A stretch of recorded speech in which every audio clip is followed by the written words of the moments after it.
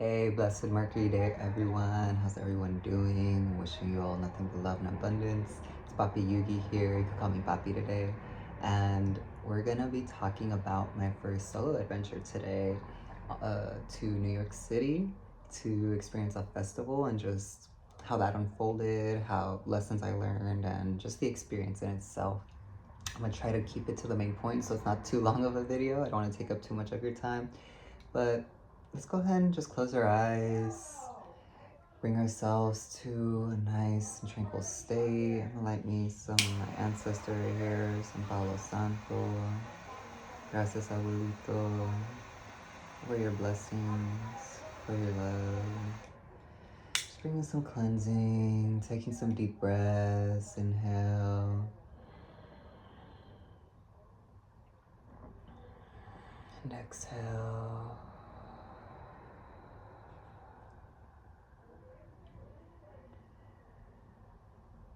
Breathing in the beautiful life force known as oxygen. Exhaling all of the BS. Anything that does not belong, let it go. Thoughts, worries, tension, stress. Allowing yourself to be peaceful and present in this moment.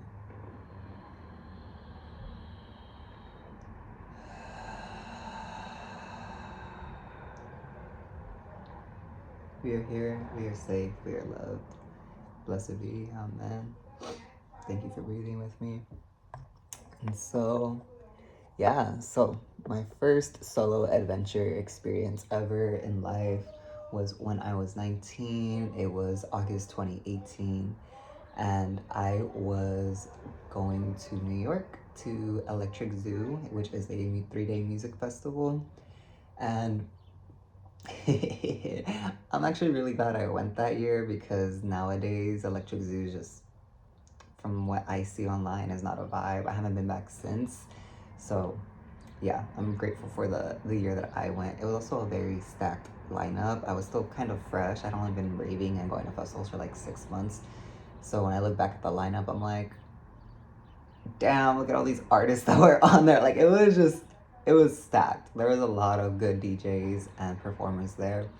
And I definitely, it was an experience. The lineup was what drew me. I saw the lineup and I was like, I'm going. And so it ended up being a solo trip because, I had my Rave fam at the time. And, again, at this point, I've only been to maybe like 4 or 5 raves festivals. And I went to this festival right after Hard Summer 2018, which was 2 days. This was when I was at the Fontana Speedway. So I had just came back really from a festival that was pretty gnarly. I'm gonna make another video on that one because that one was a pretty intense weekend too. And so again, like I think like 2 weeks after that, I went on my journey to New York. I had bought the tickets though like prior in advance, and I had, when I saw the lineup, I sent it to my fam, and I was just like, "Yo, let's go! This is lit!" And everyone was just kind of like, "Damn, New York, that's far." Blah blah blah blah. And then I can't remember where I heard it, read it, saw it, whatever, but I remember, I want to say maybe it was a tweet. Might have been a tweet. This was when I was on Twitter. When Twitter was cool. I haven't been on Twitter in years, but uh, where was I? Sorry. Oh, so I guess I want to say I saw this tweet. I saw this tweet that said, "Life's too short to be waiting on anybody." And when I read that, I instantly bought my ticket, and I was like, you know what? I'm gonna go by myself. If I have to, I don't care. I'm gonna go experience this. And I did. I didn't care. I'm very adventurous. I'm very spontaneous like that. And again, I'm still fresh. I was just finishing up my first year of college. I was still, kind of out in the world on my own without family, friends, anything like that. It was at the end of August, and yeah, it was a really intense. I don't want to say intense actually. It was a very awakening experience. Let's say that. And so I got myself ready and everything. And honestly, I'm gonna start with the lessons. The biggest lessons I learned from this weekend trip, and again, mind you, I was gone for like 4 or 5 days because I had to get there a day early and I left a day after the event. And so The biggest things I learned from this trip was preparation to make sure I'm prepared for anything and everything. Freedom. I learned the lesson of freedom. What it's true to really just be free and follow your spirit and follow your intuition and follow your guidance. Discernment. I definitely learned how to discern between like who's good energy and who's not so good energy, and just overall just the experience. I definitely curiosity, I would say, because I definitely went at this point in time. I was definitely a very bass dubstep heavy music type of person. I liked some like party music, but I definitely was not like a house techno trance person at that time. And that weekend definitely changed that for me. I experienced some sets. They had a lot of good back-to-back sets where it's like two DJs playing together, and damn, like they put me on some techno and house, and I was just like, yes. Like, I don't know, it was an interesting experience. And so yeah, so those are some big lessons I learned. I really learned to just trust myself and trust to go with the flow and to just trust kind of like how things align. And mind you too, this was a trip where I want to say like sober like 95% of the time. I did take a wax pen, and it was pretty much about to end the wax pen, and I'm over here thinking like everything's like California. So I went with the intention that, okay, I'll just buy some weed there. I'll just buy another cart there. Like, I'll just buy something there. There was literally like two dispensaries within like New York City, or at least where I was staying. I was staying in Astoria, which was close to Queens, if I could recall that correctly. Yeah, honestly, yeah, I was like on that side. So I was like on the other side pretty much of like, it's like the main city, and then I was like on the other side of like New York. But I don't know. I did go visit Times Square, which was beautiful. And it was a very surreal experience. And so actually I think the day I went to go visit Times Square was I went I want to go visit Times Square because it was closer to the dispensary. And I was upset because I go in there all excited, like, okay, let's go. I'm ready to drop some dough on some herb.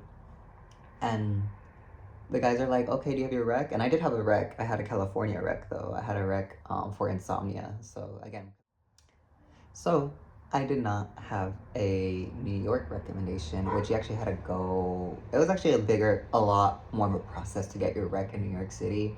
So long story short, I did not get to get any cannabis.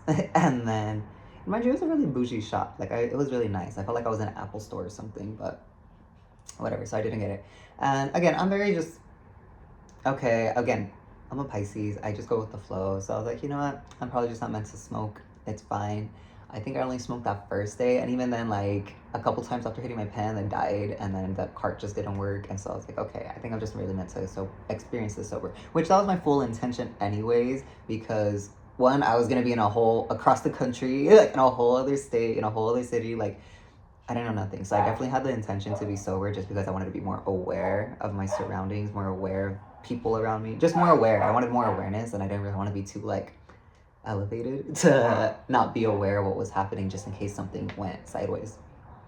So yeah, so getting to New York, my first lesson of preparation came real quick because I guess I didn't really decide to check the weather. And mind you, I was kind of rushing. I'm notorious for like missing flights.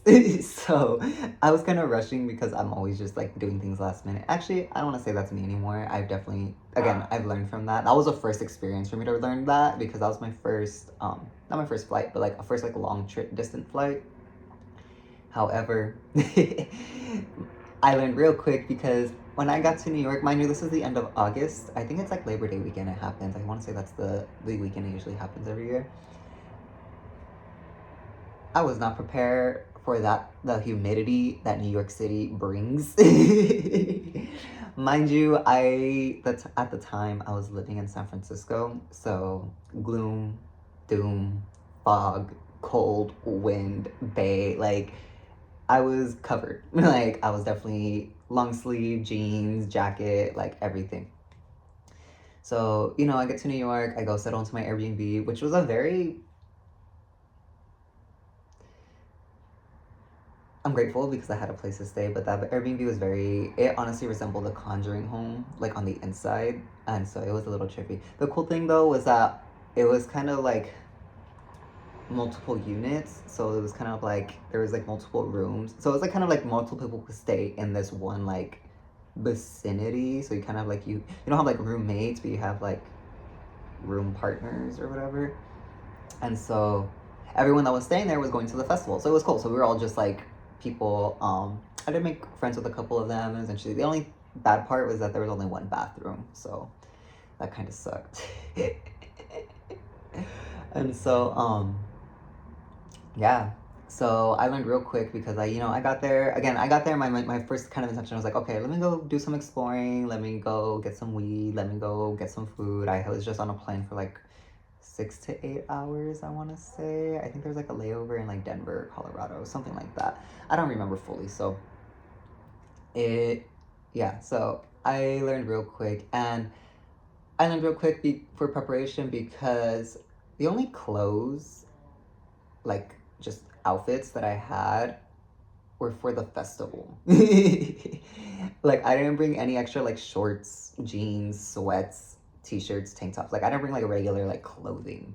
Uh so I was a little taken aback because mind you the outfits that I brought for the festival were very not public appropriate, I guess. Like yeah, I wore them out in public when I was on my way to the festival, but again, it was very festival themed clothing. So I learned real quick that like damn, I did not bring any extra clothes. So I was kind of just stuck wearing what I was wearing as far as like being out and about.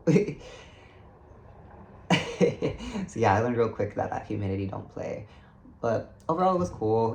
I gotta go on the subway. I wanna go get some pizza. I wanna go get some souvenirs for my Rave fam. Like, it was cool. I walked in, coming out of the tunnel and like seeing Times Square was such a surreal experience. Mind you, I've been wanting to go to New York since I was like 7, 8 years old. So it was like oh my God, I'm here. I'm finally doing it. And I think I had hit my pants. I was a little lit. And so again, it was just so surreal. Like just walking around New York City was just so surreal. And so honestly, that was like my only real day to kind of explore. So that was my intention for the day, was just to really get some exploring in, just because I got there Thursday and the festival was Friday, Saturday, Sunday, and then I was leaving Monday morning. So I was trying to just make the best use of my time there. So I enjoyed it. It was fun. I was walking around. I wish I would have been able to see a bit more, like do some actual more like sightseeing, exploring, go to all like the tourist attractions and stuff. But Times Square was cool. I definitely like walked around the city, and it's just such a different vibe. It was such a different vibe, and I was loving it because again, I have Sagittarius placements, so I was just very like, yes, let's travel, let's adventure, let's explore, let's learn new things. So I very much was enjoying the overall experience and overall how everything went, and yeah, I definitely was getting some pizza because I was like, I gotta try the pizza. It's New York. This is when I wasn't vegan, and it's the crust. For sure. It's the crust. The crust is what I feel makes the pizza, because I tried pizza from various different places and it was always the crust for me. And yeah, so lesson of how I really learned to trust my intuition. And mind you, I wasn't spiritual really. Like again, my first grade really made me more spiritual, more like, okay, the universe is aligning things. And so as it started getting darker, it started getting just nighttime, and then again, I was a little bit on guard because I was just like, okay, I don't know what's up with New York City. I hear stories or whatever. And at this point, I was actually approaching Central Park. Like, I was getting to Central Park. Was approaching Central Park, I really was kind of just debating with myself. I was like, should I just like walk through the park? Should I go see what's up with this park? Like, I want to see Central Park. But mind you, again, it's like already like dusk, past sunset. It's already kind of dark outside. The lights are coming on. And again, just the voice in me was like, go home. Don't go to the park. Like, do not go to the park. Like, go home, or like go back to the Airbnb. And right when I was about to, like, right when it was kind of like at that like fork to just like, okay, do I go to Central Park? Do I go back to Airbnb? I was just like, I'm gonna just trust what I'm feeling, and I'm gonna go to the Airbnb, which is great because I don't know what would have happened if I went to the park at night. So yeah.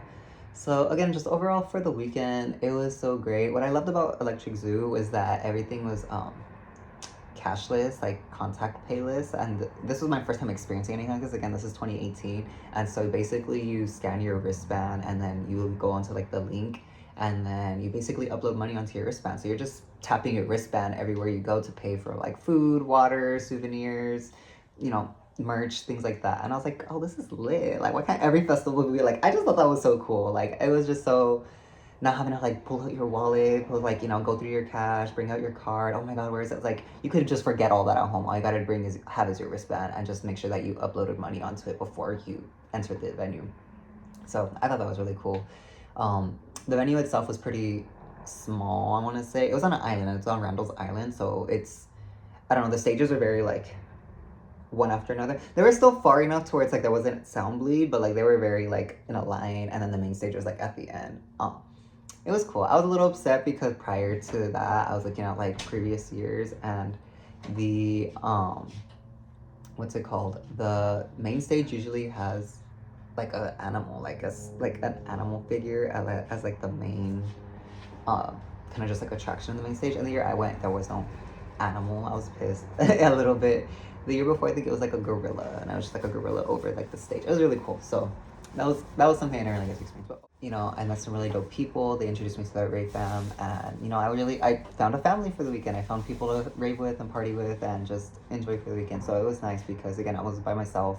I never, at this point too, I had never gone to anything by myself. I was kind of codependent, and that was something I learned too, was kind of break away from codependency and like, hey, like you could do things alone, you could do things on your own, you could vibe on your own, you know. And so yeah, so, and you know what, I'm really still cool with some of those people today, and you know, bless their heart, because they really helped take care of me. They really helped. I was just vibing. I was just being free, and like that was such a fun thing, just to be so free, to be so just free. Like I loved it. It was so liberating, and it was so awakening. And again, this is just like the kind of the stories I'm talking about, is like spiritual awakening. It's like, damn, I have this freedom. I have this time to just do what I want, be what I want, see who I want, go where I want. Like I don't have to wait on anyone. Like it was really nice. It was really, really, really nice. And mind you too, I'm a rave dad, so you know, if I'm with a group, if I'm with people, if I'm with friends, like I'm very much like overseeing, overlooking, protecting. Like I'm there. Like I'm very much aware. I'm very much aware of a lot of things, and so especially if I'm like partying with you, you know, in an environment, I'm definitely aware of what's going on, who's approaching us, things like that. I'm very, very, very aware of that. Just because people are wild, and you know, as much as I want to believe the world is beautiful, it's not always beautiful. So yeah, and you know, another experience I had was that first night. I went to an after party, and I had met this boy. It was some military boy, and he had approached me because I had a pixel whip, and I was just like flowing, and he just thought it was the coolest thing. He had never seen one before, so whatever. He was cute. So whatever, we're talking, we're chatting, we're just getting to know each other, and it was cool. And then yeah, I guess somehow me and him just ended up going to this after party, and that was a whole experience of discernment, because I feel I was blinded by his attractiveness. But that food was just really not a vibe. He was, I don't want to say broke, but long story short, I paid for the tickets for the after party, and it wasn't either like me just being like, oh, like you're cute, like let me just like buy your ticket. No, like he was like, hey, like purchase my ticket and I'll shoot you the money. I was like, okay, cool. Like I don't mind. I got you. Never paid me back. He ended up like ditching me at the after party. And again, it wasn't. I would think I was more upset because, again, I was alone. I don't really know this person. Again, don't talk to strangers, guys. Lessons, learn from these lessons. Like, don't. Again, and again, I feel like it was part of me who was just like, okay, he's cute. Like, he's giving me attention. Like, no. Like, if I could talk, if my past me could see this, like, do better, sweetie. Don't be giving none of your energy or time or anything to these cute boys, because a cute face ain't nothing. Cute face ain't nothing. They need to have more to that. So whatever. I had fun at the after party. The after party was fun. I was a little upset because someone had stole. I was dressed as a monkey, so I had a banana. Someone stole my banana. I didn't really care at that point. I was just enjoying the vibe. After party was crazy. Like it was crazy. New York parties, y'all. Like their afters, their parties, like everything goes till like sunrise, like straight up sunrise every night. Like it doesn't even have matter what day it is, like 6, 7, 8, 9 a.m. and the party's still going, the music's still going. Like, it's crazy. Because I went to another one on Sunday, same thing. And the only reason I left was because I had a flight in the morning. And so yeah, so whatever. When I left the first night, again, I really was just in the space of, okay, it's whatever. And so, I was hitting that guy up, asking him to pay me back, all these things, never did. And I was just like, bro, if you broke, just say so. Like, straight up, like, I didn't care. I was like, I don't mind. I'd just rather if you're honest with me. And that's what I appreciate. I really, if you're honest with me, like, you tell me straight up to my face, like, you're just super blunt and forward, like, I don't care. I'm not gonna pay you. I don't want to pay you. I don't like you. You XYZ. Cool. Like, I respect you for your honesty. I respect you for telling me. I may feel some type of way, but I'm gonna feel more of a type of way if you just lie to me or if you try to manipulate. Like, if you just really just shy away from the truth, I'm not gonna, that's not me. I don't like that. So, again, Saturday was really fun. I had such a beautiful time. And then Sunday was great. Like, it was just such a great weekend. Like, I just had such a great weekend. And so then I would go to that after party Sunday. And again, I went with people I had met in that group I was raving with. So I went with a homie and another homie, which is cool. And it was fun too because, mind you, I'm 19 and this was like a 21 plus event like that we went to, and I was able to get in. So I was like, okay, cool. Like, let's do it. Mind you, I was so young and I loved it because the experience itself, like, again, I was having so many surreal experiences because I remember, like, being in the cab. Like, we were literally, like, we called the taxi. Like, the whole New York experience, like, got in the cab. We're driving over the bridges and just seeing the skyline of the city. Like, it was just so, I don't know. Like, I was just having these thoughts and emotions of, like, wow, this is life. Like, this is cool. Like, I did it. Like, I was proud. Like, I was like, I did it. Like, I made it here. I'm doing it. I'm experiencing it. Like, I was just having such a proud moment and such a surreal moment of, like, Dad, you did this. Like, you chose to just follow your gut, follow your intuition, and just get yourself here. And now you're experiencing it to the fullest extent. So, again, that other after party was lit. The after party again were like was techno and stuff. So it was cool. It was very just like dark and smoky and lights. Like, oh, it was so lit. I also said I had to leave early just because I was like, damn, I really have to go because if not, I'm gonna miss my flight. Which ended up happening. I ended up missing my damn flight. And so I was a little nervous because, like, damn, am I about to be stuck in New York because I missed my flight. They didn't have another, and the airport I was flying out of, they didn't have another flight leaving. I think, like, for, like, another, like, day or two to San Francisco. And then the guy was like, oh, I could get you on a flight at JFK, which was another airport.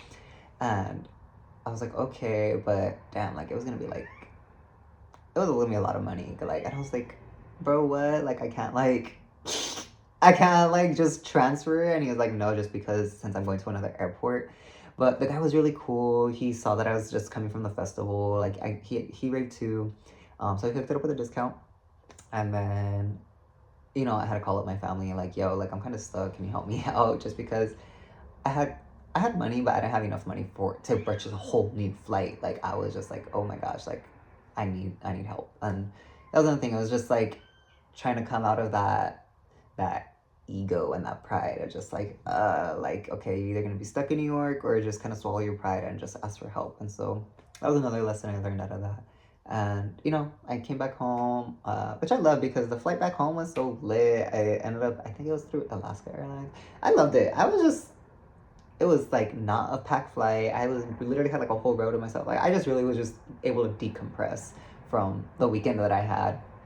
So it was a very interesting experience. And, coming back, I was just very changed. I came back to, I guess, not such a good vibe because I'll make another video on that. I'm gonna make a video about, like, my roommate experiences. But yeah, I came back to just my apartment I was living at. There was just some things, and I'm gonna make a video to go more into detail about that. But yeah, overall, Electric Zoo, my first solo trip, my first solo adventure, it was very awakening. It was very teaching. It was very fun and liberating. Honestly, I think liberation was what I gained out of all of that. And after that, I didn't care to, like, be alone. It taught me to be not so codependent, to be free and to just do me and to do myself. And again, after reading that tweet, it was just like, life's too short to be waiting on anyone. And I was just like, you right. Like, you so right. I'm like, why am I gonna wait? If my friends don't want to go, cool. Like, that's their loss. They're the ones who don't want that experience. I want that experience. Why am I what's the word? Why am I betting my whole experience off going with people, you know? Because everyone's going to experience it differently. Everyone has their own experience. Everyone is their own person. Everyone perceives things differently. So I wanted to make sure that I was going to have the experience that I wanted. And I truly did. I enjoyed it. I enjoyed it so much. There's just so many other details I could go into. But I'm trying not to make such long videos, mainly because the uploading process takes forever. I don't know if it's my Wi-Fi or my phone, but I'm trying to consolidate, and that's why I'm just trying to focus on just kind of the awakenings and the realizations that I had. And so yeah, that was Electric Zoo New York 2018. That was such a fun time. Again, I learned to not be fooled by a cute face. I learned to really trust my intuition and, trust when I feel like something is wrong.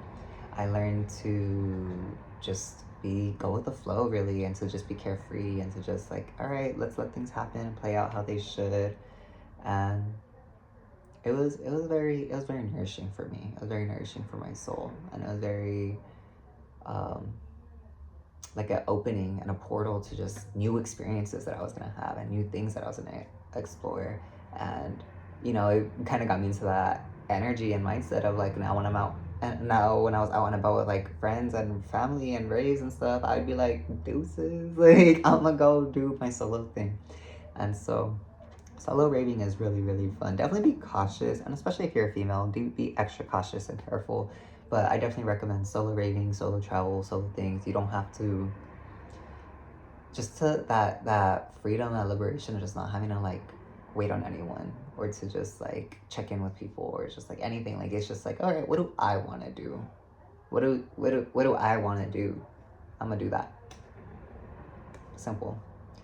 So that's just an experience that I had. That was the one I felt called to do today. I've been having such a, I don't know, this morning I was just reflecting outside. I was drinking my tea. I was just watching the sunrise, and I was just having so many reflections of just things in my life. And I wrote some down because I feel like these were stories that I could share on here, and it was just like kind of, again, these downloads and these realization, or it's not realization, these memories of things I've experienced that I felt like I could share, that I've learned from.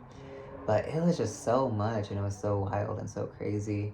And the eclipse yesterday was just immaculate. I loved it. And so I just want to share that with you guys, and encourage you guys to choose you, to choose yourself, and to not wait on anyone or anything. Life is definitely short. You never know when your time could come. So book that flight, take that class, drop out of that class, like whatever it is that you've been really yearning for, that your soul's been pushing you for, do it. Because when I did it, I ascended. I transcended. I awoken even more. And I'm glad, because that gave me the kind of confidence and courage to deal with the roommate situation when I got back from New York. So it was interesting. It was an interesting experience, but I'm glad, because it allowed me to just be and not be scared. Not be scared of anything. So on that note, I'm gonna send you guys some Reiki, just because I feel like my talks could be a little intense. And I'm just sending Reiki to just calm the energy, calm the mind, and calm the body. May the Reiki enter the heart, the aura, and the being, to bring ourselves into alignment, into a neutral state. Peace, love, tranquility, and protection. I send it here, I send it now. Accept and receive. Amen, blessed be. I hope you guys have a beautiful, magical, and divine day. I'll talk to you soon.